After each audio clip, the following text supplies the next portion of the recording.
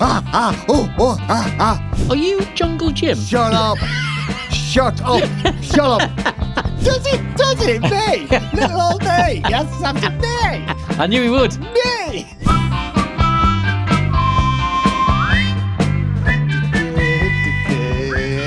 Hello again. Welcome to Hanging Out with me and him. And the hangout. Ready for a hang. Are you hanging out? Yeah, well, am I? No, I'm not. He's not. I'm hanging out. I'm ready for a hang. Lovely to be with you once again for this bonus episode. Today, have you spotted the big yellow telephone behind us? The banana phone. The banana phone is back. We're going to bring this out, stick it on the desk, because apparently we've got a ton of voicemails to get through. Have we? Yes. So just straight into it, is it? We've had loads of voicemails. Thanks for all of those. Do keep them coming in. Hanging out at beltabox.com for the next voicemail bonus ep. Needs to be somewhere. Just getting straight into it. Eh? Well, I just Not thought even there's how no are you point. doing? How are you doing, by the way? I'm all right. Let's get into it. Come on. First one. You are genuine. Yeah, here it is. Hi, Ant Dec. I'm Janine from Cardiff. I really enjoy watching your podcast. Anyway, every Christmas I watch Love Actually, and every year I forget that you're both in it. Yeah. So my questions are, how was it appearing in Love Actually? And have you done any other cameos in TVs or films? Thanks. Bye. Thank you. Great question. I can remember the night we filmed Love Actually. So can I. Can you? Yes, I Because can. there was a very big football match on. Newcastle United were in the Champions League playing against Feyenoord. And it was an incredibly dramatic game. And we won by scoring a goal in the last minute. We were going to go to the game. Go. We were going to go over to Holland. And we got a call from Richard Curtis. Said, do you want to be in this Do you want to be in movie? this film? I went, but there's a football match on. And we were going to go to it. And it's Champions League. But okay, I'll be in your movie. So instead we hung out with Bill Nye and shot all of our Love Actually bits on that night. We did. It was really good fun. It was really good And football Bill Nye match. was It the really good fun. nicest man on earth, as you would imagine. He's lovely, isn't he? He's a lovely man. I've spoke to him since being in there. And What? yeah, I've When seen, have you been hanging out with Bill Nye? And I've seen Bill Nye a couple of times. Where? Just round and about, just different places. And What kind of places? well, just, coffee shops and whatever. And we've got What coffee shops? Whereabouts? just in town, and we've got each other's number, and we text each other every now and again. What? Yeah, I text Bill Nye every now and again. No, you do not. I do. No, you're just doing this to make me swear to jealous. God. Here we go. There we go. Look. Oh my God, he's got Bill Nye's phone number and they've been texting. No. When was the last time you texted? A year ago. What was the text? I'm not telling you. It's private. It's private messages between me and Bill Nye. Does that mean I've gone 2-1 up? Or do I need a photograph with I need Bill a Nye? photograph with Do Bill I? Nye. Yeah, You otherwise just that- made those rules up. That could be anybody. You could have just changed the name. Clearly, it's not anybody. It That says could be Bill your mum. Nye. That could be your mum, and you've changed mum to Bill Nye. Well, my mum doesn't swear this much. Look at that message there. Oh yeah. Yeah. Exactly, Bill. We'll have to bleep that. When you see him, does he say hello, Ant Dec? No, he doesn't. But a lot of people do. Yeah, they do. Don't they? A lot of people think they're very funny, and that we haven't heard that before. Does he ask after me? Yes. Does he? Does. Yes, he does. Does he? Yeah, of course he does. Ah, that's nice. I knew he would. Look how thrilled, he genuinely thrilled. I really am. Does he? Me? Little old me. Yes, after me. Me. I knew he would. Me. Because he's the loveliest man on earth. He is a very good actor, and he was great. Actually, he was really good to be in the scenes with, wasn't he? Because he was just very generous and not like a stuck-up actor. You can imagine that some actors, when 2 TV hosts have been cast in the movie, might be like, what? Really? But he was the gent. We did play the perfect parts in that, though. Yeah, we did. TV hosts. We did. So, it was the roles we were born to play. Played ourselves. And to be honest with you, I agree with what she says, because I forget I'm in that movie. Yeah. And it's on at Christmas, and I'll sit down and watching it, and then I'm like, oh God, yeah, I'm in this. Every year we get a flurry of text messages going, just watched Love Actually for the first time this year. Forgot you were in it. Got every single year. Have you been in any other cameos? Well, we've done little bits in TV shows throughout the years. Are you Jungle Jim? Shut up. Shut up. Shut up. Shut up. Are you Jungle Jim? Shut up. Shut up. Are you Jungle Shut Jim? up.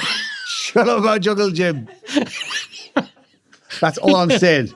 Because you lot will research it and Google it and yes, I was Jungle Gym. Stop it! Free Jungle Gym. Stop it! Lola, stop it. Stop it. You'll never find it. You'll never find it unless I give you more details. He's bought the rights to it and burned it. No, I'm not going to tell you.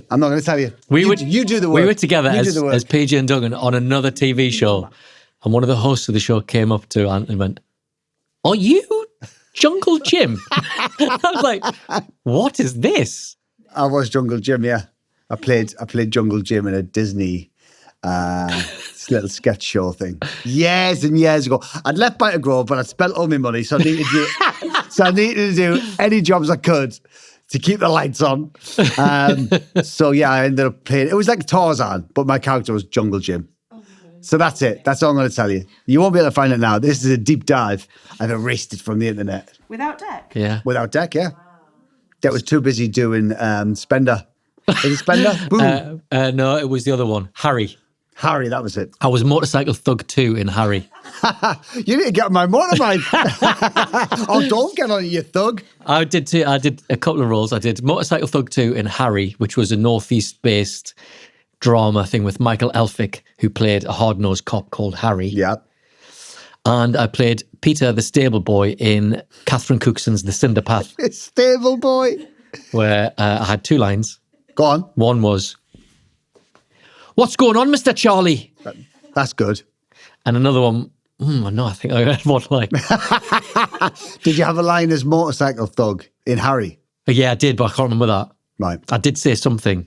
I was also in, which you've seen, I was in Why Don't You, the kids' TV show. And they used to do different gangs every year. Like you'd have like the Liverpool gang, the Cardiff gang. And one and only year they'd done a Newcastle gang. And that was my first ever job in telly, was Why Don't You? And it was fun. Got paid nothing. I got a free Johnny Hitch jazz CD and a jacket. That was my payment for doing. I swear to God, that was it. They give every cast member a CD and you were allowed to wear the clothes that you wore for filming. You're allowed to keep the clothes. Yeah. Was it a shell suit or? No, it was like a ski jacket. Oh, like a capri. Yeah. It was like that. Still got it? No, I don't have it. Not in your memorabilia box? No, I give it a Dec, fits him. Okay, let's move to well, we've already had one voice note. Come on, let's have another voicemail. Let's have another voice note. Hi, Ant and Dec. It's Maddie from Essex. Hi, Maddie from Essex. So last year, I realised that I had no hobbies aside from working. Lol. So I started to play paddle just like every other person on planet Earth. And I was wondering, do you guys have any hobbies that you do away from work? Thanks, Maddie. Good I like question. the sound of Maddie. I do. Lol. Lol. Yeah, we do. We like golf. We've said it before on this podcast. We love golf. We love everything about it. We've got a little society that we play golf with, and I've been playing golf with for 20 years, like 22 years. And we golfed in Portugal, we've golfed in Dubai, we've golfed in Vegas. You name it. We've golfed it. Not quite. Do you do anything I don't know about? Don't think so. Do I have any other hobbies? Do you play paddle? No, I'd love to play paddle. Just never gotten round to it. No, I've tried it. It is fun. Have you tried it? No. You never been on the court? No. Pickleball? What'd you call me? Pickleball? That's another thing, isn't it? Yeah. It's very American pickleball, isn't Is it? it? I think so. Is that not the same as paddle? Nah, pickleball is a smaller ball with holes in. I think it's like tennis, but slower. Pickleball. Am I right? It's like tennis for babies, I think. Tennis for babies or for older people. So you'd be great. Yeah, I at don't it. want to. I don't quite know which category you're putting me in there. What? Babies or older people. I'm not sure. I straddle both. Oh, God, blimey, governor.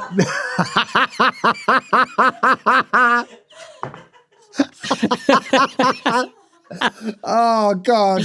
We need a holiday. We need a holiday. Is there any other hobbies? I don't think I do have. I'm trying to choose a subject.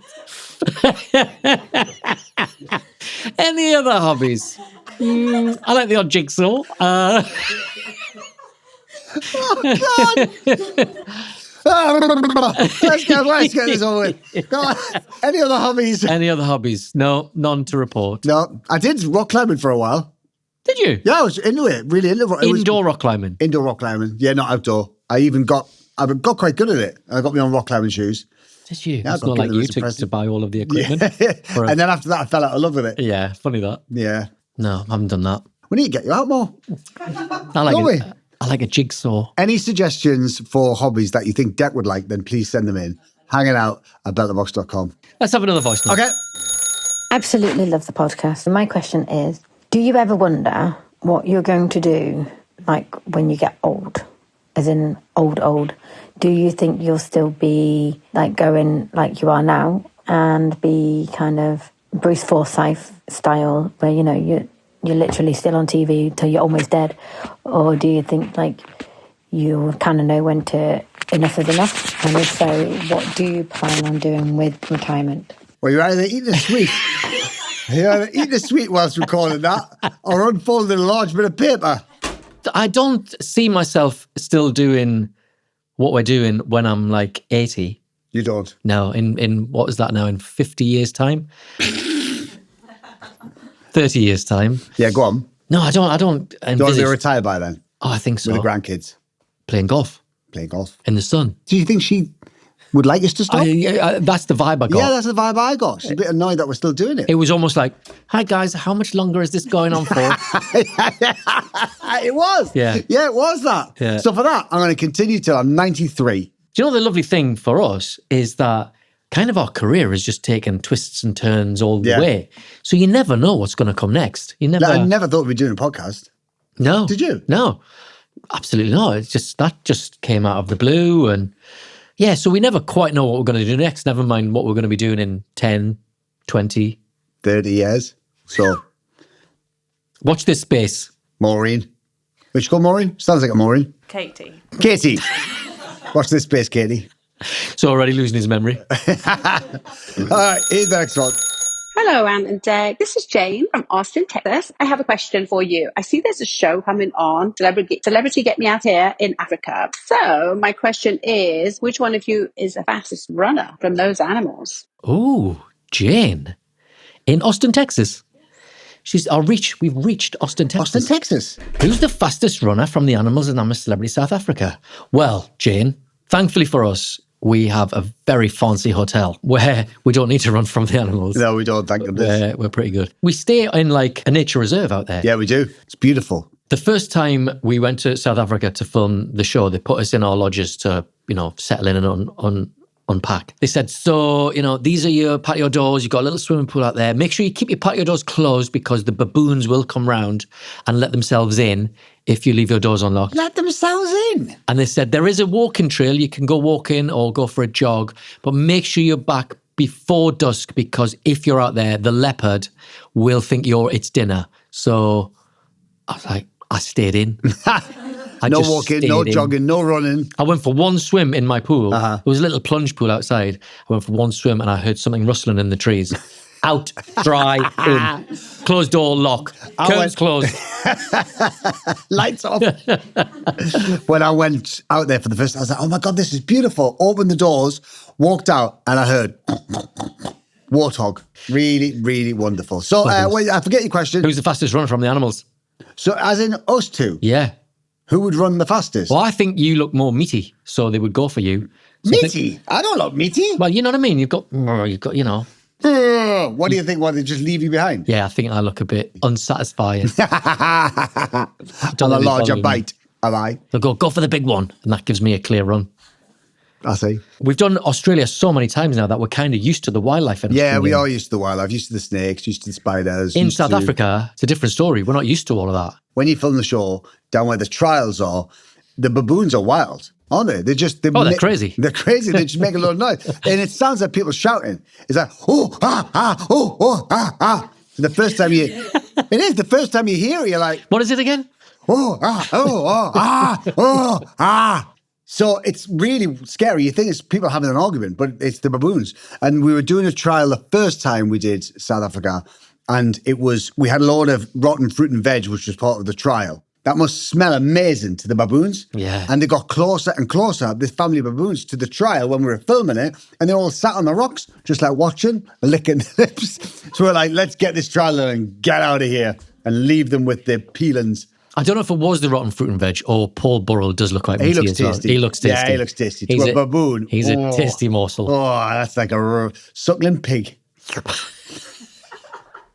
Let's have another voice note. Hi, Ant Dec. Amy here. Hi, Amy. Thanks to Spotify, they've been recommending some Ant Dec music from back in the day. Sorry. I'm a 94 baby, so I was probably a bit too young to remember all the music. You were, baby. I do remember We're on the Ball, the legendary football song you released. I'd love to know how that came about. Did you get any input in writing the song and making the video? And did you see yourselves being up there with the likes of the Lightning Seeds and Badil and Skinner?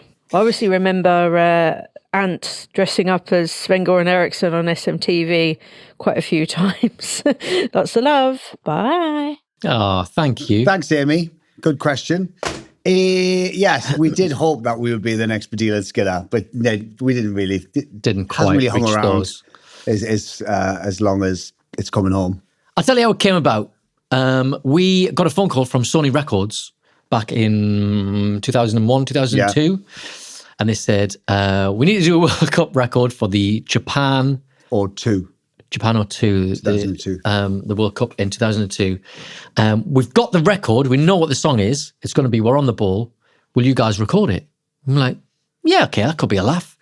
And they're like, we'll get you some free tickets to the World Cup, which we still never got. No, we didn't. We never went. No, we never. So we thought, the song's already done. That's easy. We'll just do that. And then we turn up and they went, actually, yeah, there are no lyrics to the song. All we've got is, we're on the ball, we're on the ball. So you need to write the verses. We took a morning, didn't we, round at my house? You did. And put the song on and just wrote the 2 verses and the bits. So we wrote the verses. So the first were like, from Neville to Heskey to Scosey. And then we kind of just went through the players who were in the squad at the time. But by the time the record came out, a few of the players weren't in the squad anymore. Like, they didn't make the World Cup, did they? No, I don't think they did. That was a shame. And it's not really a song that's repeatable because it's very of that time. Yeah. Which we should have thought about. We should update it for the World Cup this summer. Do you think? Yeah. Do you think we should do that? Put new lyrics in there. Put new players in there. New players in there. Just Newcastle players. Could do. Yeah. Plenty of them in the squad. Yeah, there is. Yeah, maybe we'll update that. Let me tell you about the video shoot. Go on. Right. They said, we're taking you up to Leeds because England are playing a friendly up in Leeds and all the squad are there. So you're going to make the video and you've got all the squad. So you'll be able to mess about with the squad. They'll get involved. They'll definitely want to be involved in the video. So come on, we'll shoot it. So we went up and saw the squad from about 300 metres away. Never met any of them. No. Yeah. Didn't get time with any of them. Not one of them wanted to be in the video. So the idea was that we were going to kidnap Sven-Goran Eriksson and his assistant Todd Grip and take their place to infiltrate the team so we could go to the World Cup in Japan. So we do a scene in there where we're doing tactics to the team and it was supposed to be the team, but we couldn't get any of the team. So we had to dress up as the team. So I ended up dressing as David Beckham. I was Seaman. David Seaman with a long ponytail. Yeah, I like that. That's good. We dressed up as members of and we were just doing this on the hoof. We're like, we haven't got any players in this video. We're going to have to dress up as them. That's quite fun though, dressing up. Yeah, it's quite stressful too. Yeah. And also not what we hoped. We hoped we'd meet the players and have a laugh with the players, but they didn't want to play ball. Miserable. Well, they did want to play ball. That's all they wanted to do was play ball. Not play with us. Yeah. But look, that's another thing, like talking about our career, who would have thought we would ever have released an official World Cup song? I know. You know? That Brilliant. just, again, came out of the blue. It's true. You never quite know what's going to happen. And because we did the World Cup song, we got invited to the Beckhams World Cup party. Japanese-themed World Cup party. David was there with Victoria shaking your hands. And Elton John was there. Yes. Wasn't he? On the entrance, went through, shook our hands. And it was massive, like a massive hall of, 3-course dinner. And David got up and, as he was the captain at the time, so he got up and spoke to We were on a everybody. table with Boy George. Yes. And his friend, a guy called Philip Salon. Philip Salon, that was it. And who had the funniest haircut ever. Well, it wasn't a haircut. It wasn't a haircut. He was completely bald, but on his head, in his little bag, so they were dressed really flamboyantly. In his bag, he had a can of shaving foam, and he did a big Mr. Whippy on his head. No. He did. That was his hairdo. That was his hairdo. So then we'd have we were sitting there having starter, and you could see it starting kind of slide and then depress a bit. So after every course, he went to the toilet and redid it and came back for another course of his Brilliant, life. huh? That is commitment. But it was brilliant. He looked fantastic, I have to say. I'm going to try that one day. Maybe next week. I can't be bothered to do me hair. And then I'll have to grow a beard because my shaving foam will have gone. Let's have one more. Come on. Time for one more. Here we go. Last one. Hello. I would like to ask a question for both Ant and Dec. Do either of them remember who their first school crush was on and how old were they at the time? Thank you for your question. Thank you. Who's that? Mr. Frank. Hello, Mr. Frank. Thank you, Mr. Frank. First school crush and who was it on? Well, I'm not going to name names because it's unfair to the person, but I was in primary school, remember it, and there was a girl who I had a real crush on. So I must have been, before we went to big school, so I must be like 9. And I remember I had a little red skateboard like Bart Simpson. Cowabunga! And I remember skateboarding from my house. To show off. I found out, I just found out where she lived. So skateboarded all the way from my house, all the way. She lived near the school and I lived a little bit away from my primary school. Yeah. So I skateboarded all the way along as a 9-year-old. Skateboard, there was a slight gradient to the hill. Oh. So my legs were burning by the time I got there and hand-delivered Valentine's Day card. Oh. I know. How did she respond? She loved it. And then she came around to mine to play with my science kit the following week. Nice, cute, huh? It's cute. That's very cute. My first school crush, I think, was on a teacher. Was it? Yes. What was he called? Mr. Frank. No, it was on my primary school teacher. Uh-huh. And she had big, blonde, curly hair right up my street. Even as a 6-year-old, 5, 6, 7-year-old. And she was lovely and kind and lovely. And I was like, I had a bit of a crush for her. I had a real soft spot for my... Did you ever write in your book, like, I heart No. her name? No, I didn't. No? Did she ever notice you crushing on her? I think so, yeah. Yeah. Yeah. I was a bit of a teacher's pet. Were you? Yeah. He still is, isn't he? Isn't he? He is. He is. What are you nodding at? I'll smash your face in a minute. What about celeb crushes when you were younger? Zoe Ball. Hello. I tell you who I had a big crush on in Adventures in Babysitting. Oh. And Karate Kid. Elizabeth Shue. Yes. Oh. And there's a movie called Weird Science, which was out when we were growing up. And Kelly LeBrock was the pin-up in it. She was also stunning. They were my 2 childhood crushes. Yours? Apart from teachers? Glynis Barber in Dempsey and Makepeace. Oh, yeah, that's a good one. Mm-hmm. Do you remember a band called Transvision Vamp? Yes. Wendy James. Yes. Hello. Hello. We should do it for all of them, actually. We've got Elizabeth Shue. Hello. Kelly LeBrock. Hello. Mr. Frank. Hello. Oh, Mr. Frank, what are you doing here? What are you doing here, Mr. Frank? Get out of my thoughts, Get Mr. Frank. They've all gone. Oh, they're that's done. Goodbye. Thanks for all your voice notes. Keep them coming in for our next voice note special, hanging out at beltabox.com. Love that. I always like that, yeah. I love the voice notes. It's good. We don't do a lot. We just listen to you guys. I love it. We'll be back on Thursday. Follow me in pod. See you then. But until then, respect, guys. Respect, guys. See you later. See you later. Ta-ra. Turn up your lights. Bye, lobster.